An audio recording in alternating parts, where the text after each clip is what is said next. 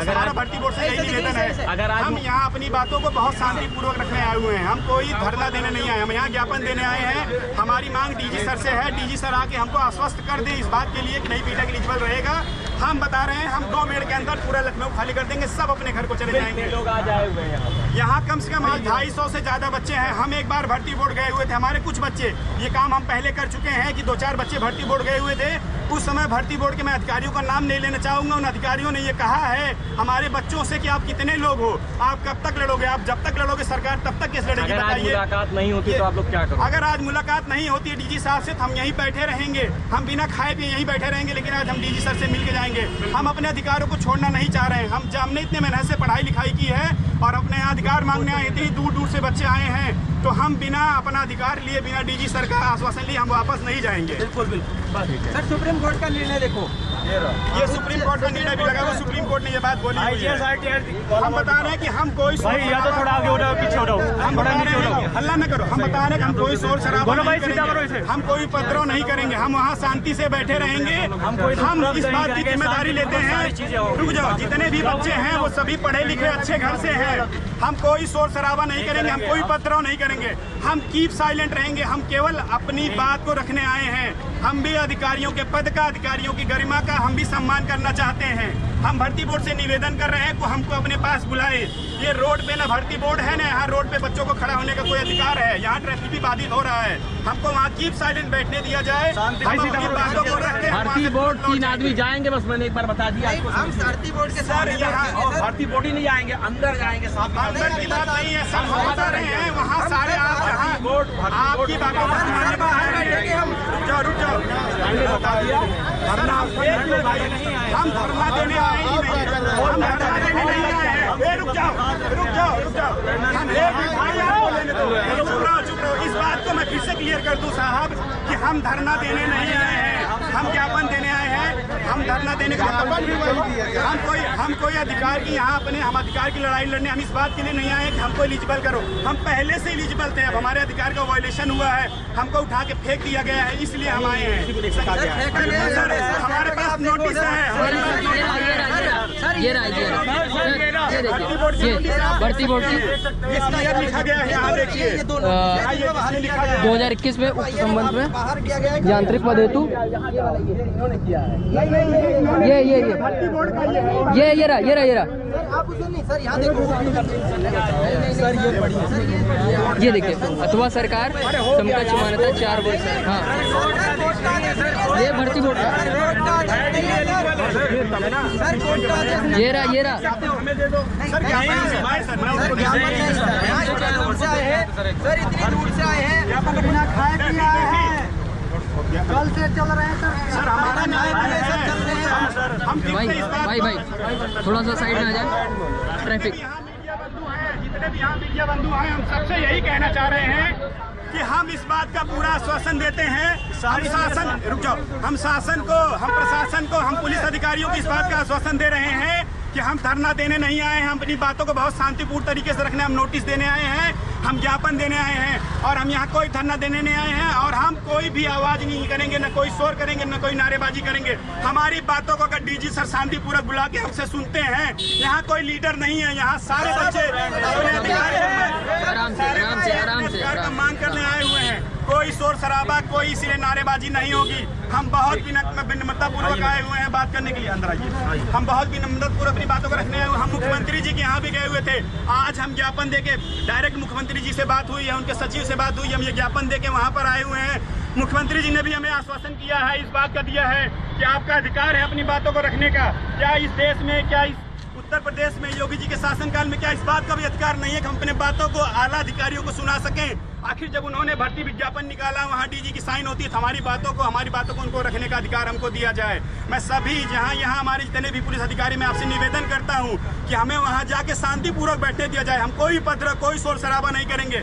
वहाँ पहुँचने के बाद भर्ती बोर्ड का जो दिशा निर्देश होगा हम मानने को तैयार है, हम सब मानने को तैयार है, लेकिन वहाँ जाके बैठ के हमको अपनी बातों को रखने दिया जाए। हमारी मांग यही है कि 2021 में हमारी मांग यही है कि बीटेक स्टूडेंट को 2021 में एलिजिबल भर्ती बोर्ड ने किया था विज्ञापन निकालने से पहले, और विज्ञापन निकालने के बाद भी यूनियन में लिखिए सर, आप नाम यूनियन में लिखिए, बीटेक स्टूडेंट नाम लिखिए। यूनिटी में जो भी रहे इस भर्ती से संबंधित जितने बच्चों ने पेपर दिया था ये सारे वही बच्चे हैं। यहाँ पे कोई यूनियन नहीं, यहाँ पे कोई लीडर नहीं, यहाँ पे कोई पार्टी नहीं है। थोड़ा सा उधर हो जाओ। यही है वाला पता चला बंजार पहले बोले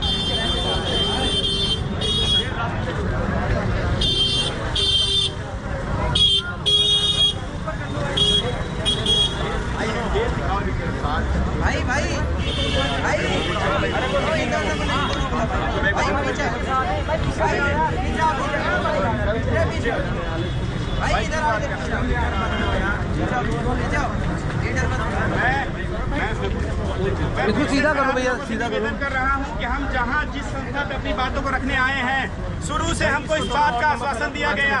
हम शुरू से डिप्लोमा वालों ने इस बात का केस किया। जब भर्ती आई थी और जब से 2 साल इस भर्ती को हो गया, 2 साल बाद एग्जाम हुआ, तब तक किसी डिप्लोमा भाई ने जाके इस बात का केस नहीं किया कि बीटेक को निकाला जाए। जब पेपर हो गया, जब उनके नंबर अच्छे नहीं आए, जब हमारे नंबर अच्छे आए, हम मेरिट में जब हाई हुए, तब उन्होंने माननीय उच्च न्यायालय में जाके केस दर्ज किया। तब भी हम भर्ती बोर्ड के साथ खड़े थे कि भर्ती बोर्ड हमारी तरफ से लड़ रहा है। तब भी हमने भर्ती बोर्ड के ऊपर भरोसा किया कि नहीं, हम भर्ती बोर्ड के साथ हैं, हम केस करने नहीं जाएंगे, हम वैकेंसी को फंसाने नहीं जाएंगे। और एक दिन अचानक से भर्ती बोर्ड में मीटिंग होती है और ये बात कहते हैं कि मीटिंग को हम आंशिक रूप से संशोधन करके बीटेक स्टूडेंट को बाहर निकाल रहे हैं। क्या हमारी 2.5 साल की मेहनत का जवाब कौन देगा? हमारी 2.5 साल की मेहनत की जिम्मेदारी कौन लेगा? क्या अच्छे नंबर लाना, क्या अच्छी पढ़ाई करना, क्या हायर डिग्री धारण करना इस देश में, उत्तर प्रदेश में क्या गलत है? अगर गलत है तो भर्ती बोर्ड आज इस बात का हमें आश्वासन दे कि आप अपनी सारी डिग्रियां लाके यहाँ जमा करके जाइए और हम यहाँ अपनी सारी डिग्रियां जमा करके जाएंगे और हम इसके बाद चाहे ठेला लगाएं, चाहे जो रोजगार करें, लेकिन उसके बाद हम शिक्षा ग्रहण नहीं करेंगे। इस बात का हम आश्वासन देते हैं। सभी के भाई बंधु यहाँ पे होंगे, यहाँ जो लोग मौजूद हैं उनके भी बच्चे, उनके भी भाई बहन बीटेक कर रहे होंगे। अगर आज हमारे अधिकारों को नहीं सुना गया तो हमारे अधिकारों को कभी नहीं सुना जाएगा। हमें हर जगह से निकाला गया है। हमें उत्तर प्रदेश की किसी वैकेंसी में हमको एलिजिबल नहीं किया जाता, चाहे वो जेईई की वैकेंसी हो, चाहे वो किसी अधीनस्थ की वैकेंसी हो, हमको कहीं भी एलिजिबल नहीं किया जाता। अगर यहाँ पे हमको आज एलिजिबल किया गया है तो हमें हमारी बातों को रखने का अधिकार क्यों नहीं दिया जा रहा है? हम तो आपसे निवेदन भी कर रहे हैं, हम तो इस बात का भी आश्वासन दे रहे हैं कि हम कोई भी धरना देने नहीं आए हैं, हम किसी बात के लिए ये कहने नहीं आए कि हम यहाँ कोई नारेबाजी नहीं करने आए हैं। अगर हम अपनी संख्या वहाँ जाके दिखाना चाह रहे हैं कि आप जिन लोगों को वैल्यूएशन कर रहे हैं वो 2-4 नहीं है, वो 200-400 250 हैं और वो बच्चे हैं जिन्होंने 2.5 साल मेहनत की, जिन्होंने बिना खाए पिए, जिन्होंने अपने माँ बाप का गरीबी का पैसा लगाकर जो पढ़े लिखे हैं, हम उनके बातों को रखने आए हुए हैं। यहाँ कोई लीडर नहीं है, यहाँ सारे जिले से, पूरे उत्तर प्रदेश से बच्चे आए हैं। हमको माननीय योगी जी पे भरोसा है, हमको इस संविधान पे भरोसा है, हमको इस संस्था पे भरोसा है कि हमें हमारी बातों को रखने का अधिकार दिया जाएगा। मैं जा रहा हूँ बात करने। जी सर, बिल्कुल सर, आप प्रयास करिए कि काम करना सीखिए और आगे भी सीखिए और आगे बढ़िए। छोटी नौकरी है ये, बिल्कुल सर। नेतागिरी ना सीखिए। नेतागिरी मैं जा रहा हूँ सर, हमारे मैं आपकी बात करने जा रहा हूँ, उससे कोई मतलब नहीं, ना मैं तुम्हारे पक्ष में हूँ ना उनके पक्ष में। मैं शांति व्यवस्था और कानून व्यवस्था के पक्ष में, इसीलिए हम जा रहे हैं बात करने। बात करके आते हैं आप लोग। साइड में हो जाइए, आपकी बात होने जा रही है।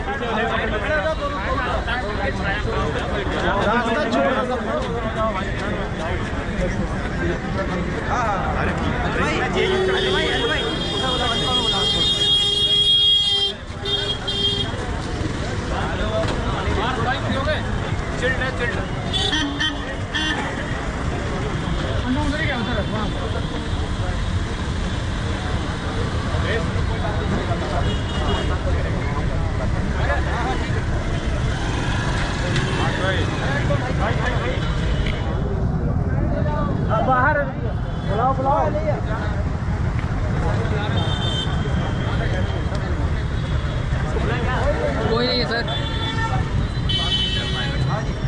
तो आगे आकर के किसी न किसी को बात करना पड़ेगा। तो कौन बात करेगा? सर सभी बातें कर रहे हैं यहाँ पे। कोई नहीं सर, हमको बोर्ड के बाहर बैठने दिया जाएगा? नहीं बैठने दिया जाएगा। शांतिपूर्वक सर हम नहीं, सर हम ये दिखा रहे आपको अगर धरना प्रदर्शन करना है, इको गार्डन है। मेरी बात सुनिए, मेरी बात सुनिए। ये क्या है फिर? ज्ञापन देने आए हो ना? यहाँ ज्ञापन नहीं दिया जाएगा सर। भर्ती बोर्ड में हम ज्ञापन देने आए हैं। मेरी बात प्रार्थना पत्र दिया जाएगा। सर आप बस एक मिनट हमारी बात सुन लीजिए सर, आप समझ जाएंगे सर। हम ज्ञापन धरना देने नहीं आते, हम ज्ञापन, हमें भर्ती बोर्ड हमारे ज्ञापन ले ले, हम चले जाएंगे।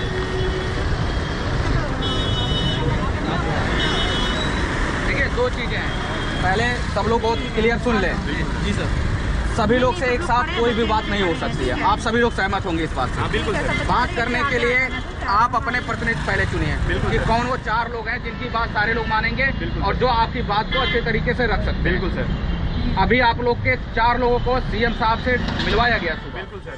अब उसके बाद अगर आप सीएम साहब से मिल लिए हैं तो उसके बाद तो फिर कोई बचता नहीं है सर। वो फिर भी अगर आप अपनी बात रखना चाह रहे हैं तो 4 लोग कोई भी आप डिसाइड करिए कि कौन बात करेगा। बिल्कुल सर। पहले 4 लोग डिसाइड करके हमें बताइए। और सर मेरी बात सुनिए, हम यही बात हम भी कह रहे हैं कि आप अगर 4 नहीं, अगर आप 2 को इजाजत देंगे, अगर 1 इजाजत देंगे, हम 1 ही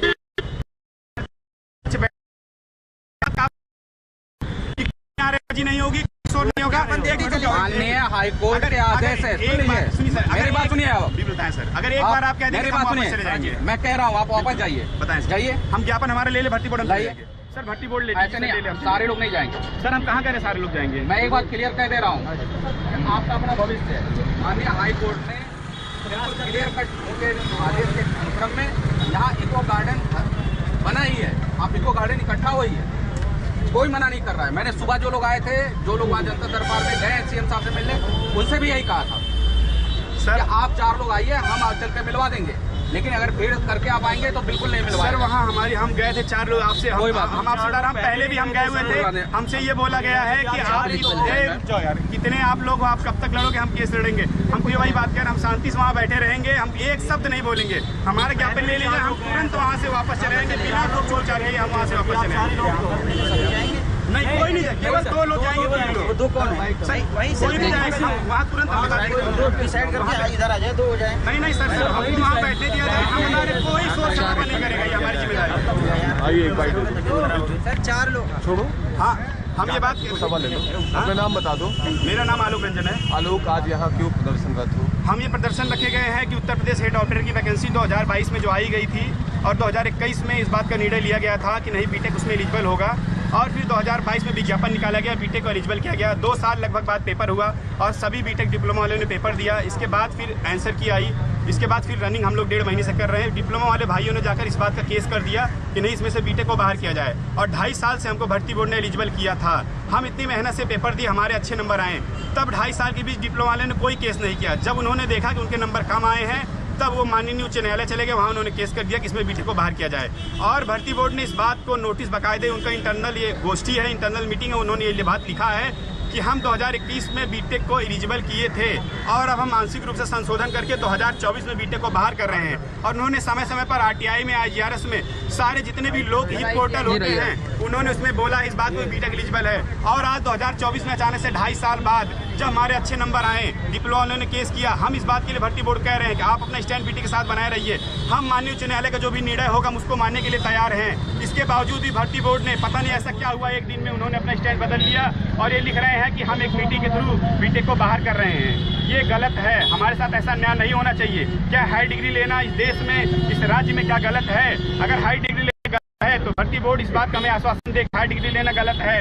और हम जितनी बनी डिग्रियां हैं हम भर्ती बोर्ड को देके दान यहाँ जाएंगे। इसके बाद हम कभी भी पढ़ाई लिखाई नहीं करेंगे। क्या प्रशासन की तरफ से हमारे सभी बच्चों की तरफ से ये मांग है कि भर्ती बोर्ड जिस स्टैंड पे 2021 में बना हुआ था उसी स्टैंड पे बना रहे। बाकी माननीय उच्च न्यायालय, माननीय सुप्रीम कोर्ट का जो भी निर्णय होगा हम उसको मानने के लिए तैयार हैं। क्या भर्ती बोर्ड में किसी से आपकी बात हुई है? प्रशासन बिल्कुल, कई बार हम वहाँ गए हैं। शुरू से जब से ये केस चल रहा था, हम भी बार यहाँ भर्ती बोर्ड आए, उन्होंने हमको आश्वासन दिया कि हमने अगर बीटेक एक बार ले लिया है तो हम कभी भी बीटेक को बाहर नहीं करेंगे। और अचानक से एक दिन बाहर कर दिया। उसके बाद भी हम उनसे 4 लोग गए थे वहाँ उनके हाथ पैर जोड़ने के लिए, तो वहाँ कुछ अधिकारियों ने, मैं उनका नाम नहीं लेना चाहूँगा, वहाँ कुछ अधिकारियों ने हमसे ये बात बोली कि आप कितने लोग हो, आप कितने दिन तक लड़ोगे, आप जब तक लड़ोगे हम तब तक लड़ेंगे। अरे आप लोग हाई डिग्री लो, आप लोग जाओ कोई और नौकरी कर लो। क्या हम लोग हाई डिग्री लिए हैं तो क्या हम लोग पुलिस प्रशासन की रेडियो विभाग के लिए एलिजिबल नहीं है? क्या हाई डिग्री धारण करना गलत है? हम लोग ओवरेज हो रहे हैं, ये लास्ट वैकेंसी है। इस पूरी हायरार्की में, हेड ऑपरेट की हायरार्की में कहीं भी बीटेक एलिजिबल नहीं है। अगर हम टेक्निकल हैं और हमको टेक्निकल वैकेंसी में ही नहीं लिया जाएगा, फिर हमारे बीटेक और एमटेक करने का क्या फायदा?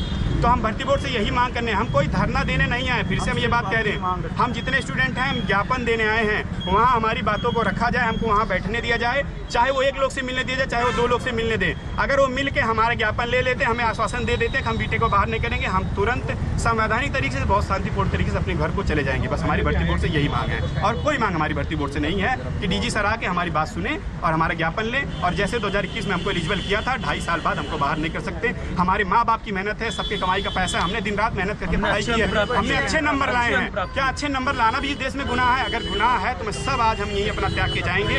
हमको नहीं चाहिए कोई वैकेंसी, हमको नहीं चाहिए कोई शासन प्रशासन। अगर हमारी बातों को रखने का हमें अधिकार ही नहीं दिया जा रहा है, फिर किस बात का फायदा? स्टूडेंट होने का क्या फायदा? हम पढ़ रहे हैं, हम अपनी बातों को रख रहे हैं, और हमें फिर से डीजी सर से निवेदन है कि वो आए, हमारी बातों को सुने, हमको बैठने दिया जाए, हमारे अधिकार को रखने दिया जाए और बीटेक को एलिजिबल किया जाए।